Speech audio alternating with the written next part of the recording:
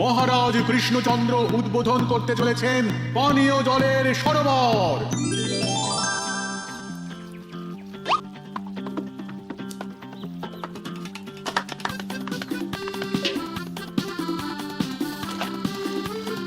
এই নাও রানী, আজ এই জলে রাজবাড়ির রান্না হবে। মহারাজ, আমরা সবাই চাই আপনি এই পানীয় জলের সরোবরের ব্যাপারে কিছু বলুন। কৃষ্ণনগরের মানুষের দীর্ঘদিনের ইচ্ছে আজ সফল হয়েছে। আমাদের রাজসভার সকল সভাসদদের জন্য এতদিন পরে একটা পানীয় জলের সরোবর হয়েছে। প্রত্যেক সপ্তাহে এই সরোবরে বিজ্ঞানীর বানানো রাসায়নিক মেশানো হবে, যাতে জলে কোন রকম জীবাণু না থাকে। এই জল রান্নার কাজে ব্যবহার করা যাবে এবং পরিশুদ্ধ করে বা ফুটিয়ে পান করাও যাবে। আরে সবাই দাঁড়িয়ে আছো কেন? হাততালি দাও, হাততালি, হাততালি। এই হাততালি তোমাদের সকলের প্রাপ্য, কারণ তোমাদের প্রত্যেকের 2 মাসের বেতন তোমরা দান করেছো বলেই অর্থাভাব থাকা সত্ত্বেও এই সরোবর এত তাড়াতাড়ি বানানো সম্ভব হয়েছে। এছাড়াও নিজেরা মাটি কাটা থেকে শুরু করে সকল কাজে সহযোগিতা করেছো, এটাও অনেক বড় ব্যাপার। আবার হাততালি। মহারাজ, এই আনন্দে কি খাওয়া দাওয়া হচ্ছে? খাওয়া বিশ্রাম সব হবে। আমি আর রানী একটু সমুদ্রে ঘুরতে যাব, তাই আগামীকাল থেকে 1 সপ্তাহ রাজসভা ছুটি। তোমরা নিজেদের মতন আনন্দ করো, বিশ্রাম নাও। টানা 1 সপ্তাহ ছুটি? হ্যাঁ, টানা 1 সপ্তাহ। কি আনন্দ! এবার হাত পা ছড়িয়ে শুধু আয়েশ করব। আমিও এই কদিন অনেক ধকল গেল। এটা চাই ওটা চাই, তারপর সব মালপত্র বওয়া, মাটি স্থানান্তরিত করা, সব কাজ করেছি। এবার বিশ্রামটা চাই, কি বলো গোপাল? হ্যাঁ, ঠিক বলেছো সেনাপতি। তবে আমি আমার ব্যায়ামটা কিন্তু চালিয়ে যাব। সে চালাও, শরীরটা ধরে রাখতে হবে তো।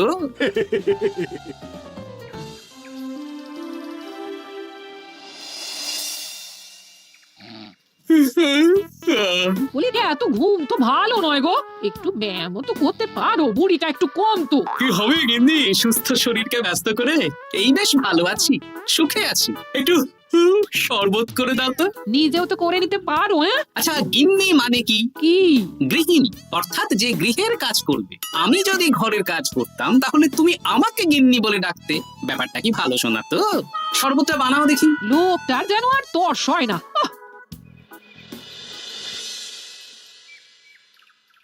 এই 137, হ্যাঁ 138, হ্যাঁ 139, হ্যাঁ 140।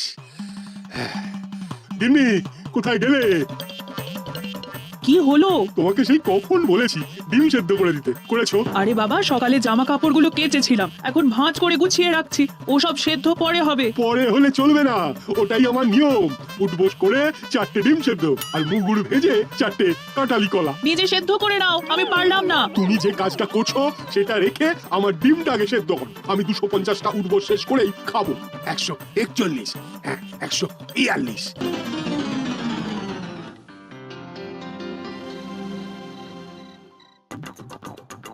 অগিনি, তোমার পিঠে একটু সুড়সুড়ি দিয়ে দাও তো। আমি এখন সন্ধে দেব, ওসব সুড়সুড়ি টুসুড়ি দিতে পারবো না বাপু।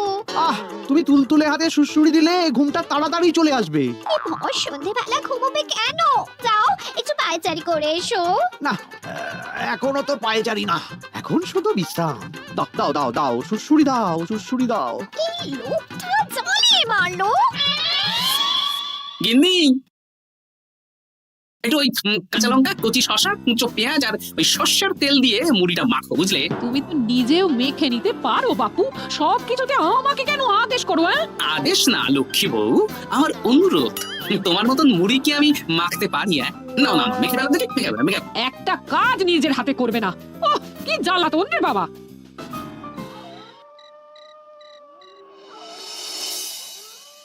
তরকারিটায় নুন একটু কম হয়েছে, বুঝলে গিন্নি? একটু ওই নুনটা দাও তো। এই সামান্য ব্যাপারে এত রাগ করার কি আছে?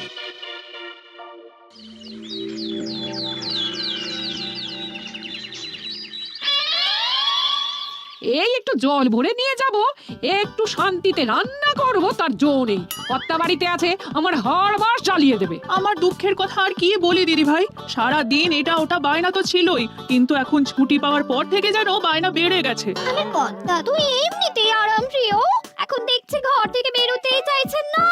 সারাক্ষণ শ্বশুরে দাও, এটা খেতে দাও, হাত পা টিপে দাও। আর যদি না কথা শুনে উল্টে বলি নিজে করে নাও, তাহলেই বাবুর গোসা হয়। যদি অভয় দেন তাহলে ছোট মুখে একটা বড় কথা বলবো। বলো বলো।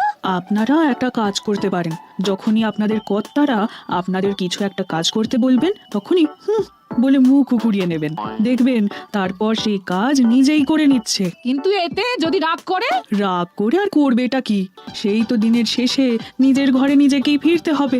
বরং আপনাদের এড়িয়ে যাওয়া দেখে ভাববে আপনারা হয়তো রেগে আছেন, তেতে আছেন, সেই ভয়ে নিজেরাই নিজেদের কাজ করে নেবে। ঠিক বলেছো বুচির মা।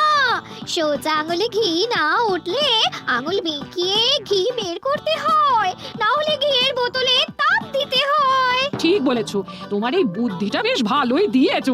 আমিও আজকে থেকে এই পদ্ধতিটাই অনুসরণ করব। বেশি কথা বললেই ভাবে বেশি পাত্তা দিচ্ছি, নিজের ওজন ধরে রাখতে হবে। যাতে স্ত্রীদের টপে স্বামীরা কাঁপে। এবার সব কাজ নিজেরাই করবে, আর আমরা শুধু রান্না করে খালাস। করবে মানে করতে বাধ্য হবে।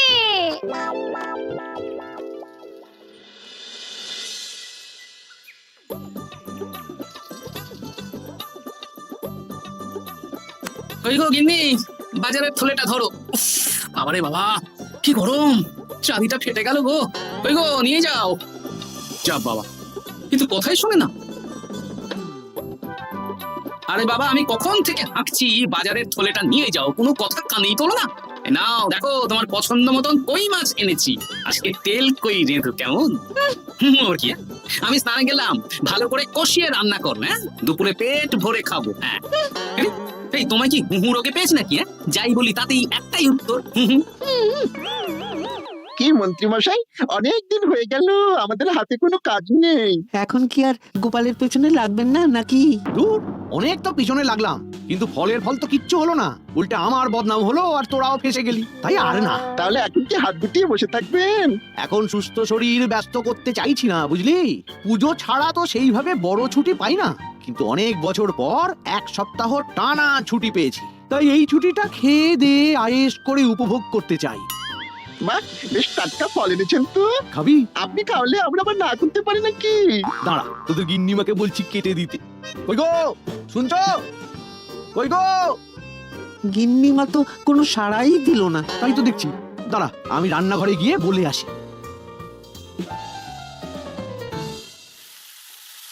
কই গো, শুনছো? বটা ঘটাকে কয়েকটা ফল কেটে দাও না, বেচারাগুলো খেতে চেয়েছে।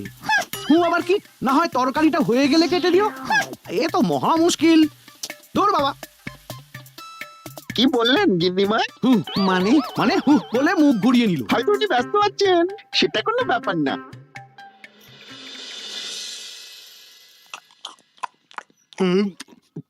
সত্যি তোমার হাতের রান্নায় জাদু আছে। হ্যাঁ, বাহ বাহ। কি হলো গো? হ্যাঁ, সকাল থেকে মুখে কুলু পেটে বসে আছো কেন? তোমার কি কিছু হয়েছে? ওই দেখো আমার হু হু করে। দাও দেখি, আর একটু ভাত দাও। কি গো, ভাত দেবে না? আরে বাবা, তোমার কি রাগ বা অভিমান কিছু হয়েছে? কিন্তু দেখি কিছুই বলে না। এবার বুঝো ঠেলা, শুধু রান্নাটা করব, আর কোনো কিছু করতে বললেই বলে এড়িয়ে যাব। বাধ্য হয়ে নিজেই কাজ করে নেবে। দেখি আজ তেল কইটা কেমন হয়েছে।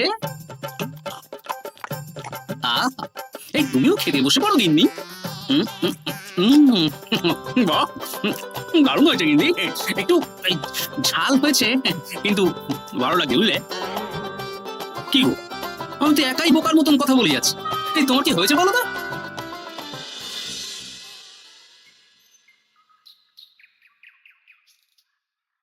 গিন্নি, মুদিখানা থেকে মাসকাবারি সব নিয়ে এসেছি। এবার জায়গার জিনিস জায়গায় ভরে ফেলো তো। কি হলো গো, ভরবে না? কি গো, রাগ করেছো আমার ওপর? নিচে নিচে ভরো ভরো নিচে।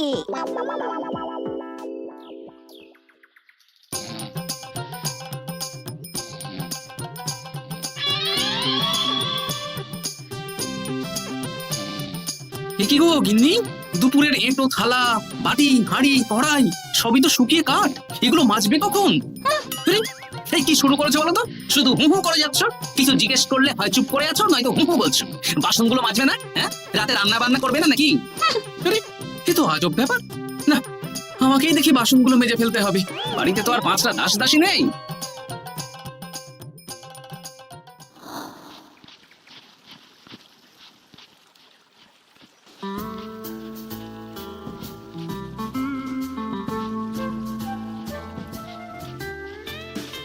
এ কি দাদু, তুমি বাসন মাজছো? কি আর করবো, তোদের দিদার রোগ হয়েছে। কি রোগ হয়েছে দাদু? হুহু রোগ হয়েছে, হুহু রোগ। সেটা আবার কি? আমি কিছু জিজ্ঞেস করলেই হয় চুপ করে আছে, নয়তো হু হু করছে। কি গো দাদু, 1 সপ্তাহ ছুটি পেয়েছো, কোথায় আইস করে কাটাবে তা না তুমি বাসন মাজছো? কি আর করবো বল, সবই ভাগ্য। আরে দাদু, তোমার যে ঘরে বুদ্ধি আছে না, তুমি ভাগ্য বদল করে দিতে পারো। হ্যাঁ, দিদা বুনো ওল হলে তুমিও তো বাঘ হাতে তোল। আর দেখি কবে ঠিক হয়, নইলে তো কিছু একটা ব্যবস্থা করতেই হবে। এভাবে হু হু শুনে তো আর থাকা যায় না, বিরক্তিকর। আরে গোপাল যে, তুমি পুকুর ঘাটে কি করছো? এই দুপুরের বাসন মাজছি। ও, বাসন মাজছো? মাজো মাজো, আমিও কাপড় জামা কেচে বাড়ি ফিরছি। কেন গো, তোমার আবার কি হলো? আর বলো না, একটু ছুটিতে বিশ্রাম নিচ্ছি বা ব্যায়াম করছি, সেসব আমার গিন্নির সহ্য হয় না। কিছু করতে পারলেই হু হু করছে। তোমার গিন্নিও হু হু করছে? শুধু আমার না গো গোপাল, মন্ত্রীমশাই আর রাজবৈদ্যের গিন্নিও। এদের কি একসাথে ছোঁয়াচে হু হু রোগে পেয়েছে নাকি? হ্যাঁ, তাই তো মনে হচ্ছে সবার গিন্নি শুধু রান্না করছে আর কিচ্ছু কুটোনেড়ে দুটো করছে না। হ্যাঁ, আচ্ছা বুঝেছি। আমরা যে বিশ্রামে আছি সেটা এদের সহ্য হচ্ছে না। কি করা যায় বলো তো? আমাদের বউ যখন কাজ করছে না, তখন নতুন বউ আনতে হবে, মানে আবার বিয়ে করতে হবে। কি যাতা কথা বলছো গোপাল? মানে ব্যাপারটা হলো যে,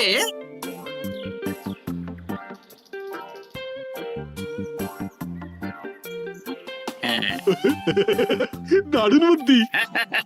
তুমি এক কাজ করো, মন্ত্রী মশাই আর রাজবৈদ্যকে এই বুদ্ধির ব্যাপারটা জানিয়ে দাও, আর কাল বিকেল বেলা থেকে আমাদেরও হুহু রোগ শুরু হবে, কেমন? বেশ বেশ।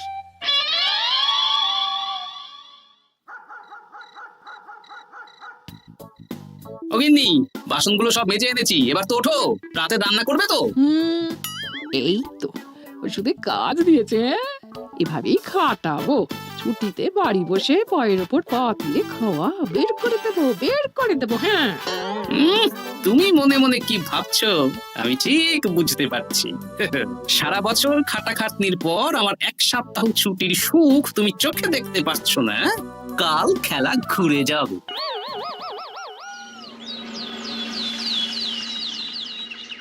আজ থেকে আমার আর কোনো উপকার তোমাকে করতে হবে না গিন্নি, আমি নিজের ব্যবস্থা নিজেই করে নেব। হ্যাঁ,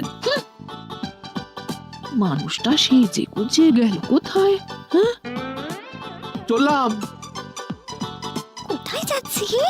গলায় মালা, এত সাজগোজ, কি ব্যাপার? বাবারে বাবা, আতরের গন্ধে ঘরটা ম ম করছে। এলাম। হুম। আরে আর বলো না, আমার মানুষটা যে আজকে সকাল সকাল সেজে গুজে কোথায় গেল কিছুই বুঝতে পারলাম না। আমার কথাও তো গলায় মালা পড়ে গেল। আমার কর্তা তো রজনীগন্ধা ফুলের আতর মাখছিল। কোথাও কি কোনো নিমন্ত্রণ আছে নাকি? কিছুই তো বুঝতে পারছি না। আমাদের এই হু হু ওষুধে বেশ কাজ দিয়েছে, কি বলেন? হ্যাঁ, হ্যাঁ, এখন আর বেশি বায়না করছে না। একবার হু করেছে আর নিজেই সেই কাজ করে নিচ্ছে। আমি শুধু রান্নাটুকু করি, বাকি সব কাজ ওকে দিয়ে করাচ্ছি। কিচ্ছু বলতে হচ্ছে না, বাধ্য হয়ে করছে। আমিও তাই। আজকে তো ভেবেছি খাবার ঢেকে রাখবো, নিজে বেড়ে নিয়ে খাবে। বায়না একেবারে ঘুচিয়ে দেবো। হ্যাঁ, সকাল থেকে সন্ধে হয়ে গেল, বাড়িতে এখনো এলো না। মানুষটা কোথায় গেল রে বাবা? এসো এসো নতুন গিন্নি, এসো। আজ থেকে তুমিও এই সুখের সংসারের সমান অংশীদার। এটা কে? তুমি টোপর পরে এসেছো কেন? নতুন গিন্নি, তুমি আমার পুরনো গিন্নির কথায় বেশি কান দিও না। আমি যা বলবো তাই শুনবে। তুমি আমার জন্য রান্না বান্না করে দেবে তো? আমি একটু একটু বায়না করবো, সব শুনবে তো? তুমি বিয়ে করেছো? ও মা গো, আমার কি সর্বনাশ হলো গো।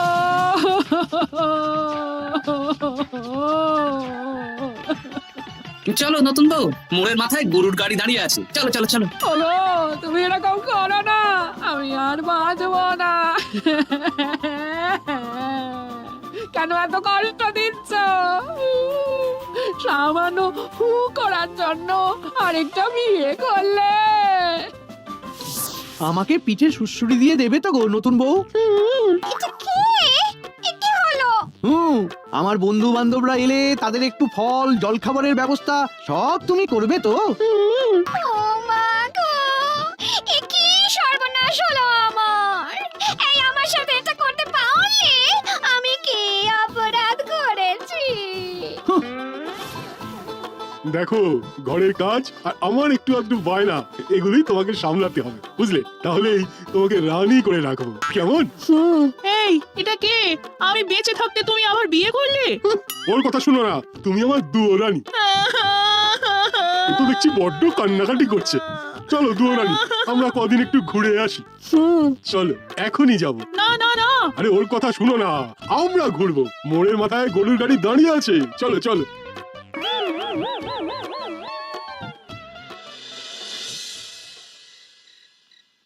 এখন আবার ঘুরতে যাচ্ছ?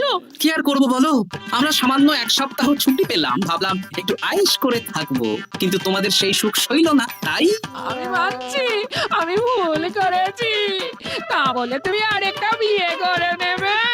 ওকে ভালো করানোর সময় তোমার বুকটা একটু কাঁপলো না? আমার মুখটা মনে পড়লো না? এটা তুমি কেন করলে? আমাকে একটু বুঝিয়ে বলতে আমি আবার আগের মতো তোমার ছোট ছোট বায়নাগুলো পূরণ করে দিতাম। তার জন্য বিয়ে করলে? তুই কি নিষ্ঠুর? হ্যাঁ? তোমরা সবাই নিষ্ঠুর। নিজেদের একটা স্ত্রী থাকতে আবার দ্বিতীয় বিয়ে। কি আর করবো, স্বামীর সামান্য আবদার স্ত্রী না রাখলে তো কোনো সংসারই সুখের সংসার হতে পারে না।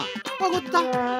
এখন তোমরা যদি কথা দাও যে আগের মতন আমাদের ছোট ছোট বায়নাগুলো সামলাবে, তাহলে নতুন বউকে ওদের বাড়ি পাঠিয়ে দেব, আর আবার আমাদের পুরনো সংসার, সুখের সংসার ফিরে আসবে। সত্যি? হ্যাঁ, বেশ কথা দিলাম।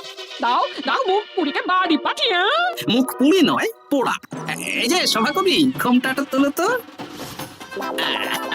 ওটা ঘুমটা তোল। ওটা ভোলা, তার মানে তোমরা কেউ বিয়ে করোনি? না, তোমাদেরকে পথে আনার জন্য একটা ছোট্ট বিয়ের অভিনয় করলাম। আচ্ছা, এবার তো অভিনয় বুঝে গেলাম।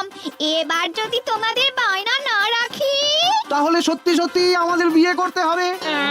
হ্যাঁ নয়, হ্যাঁ।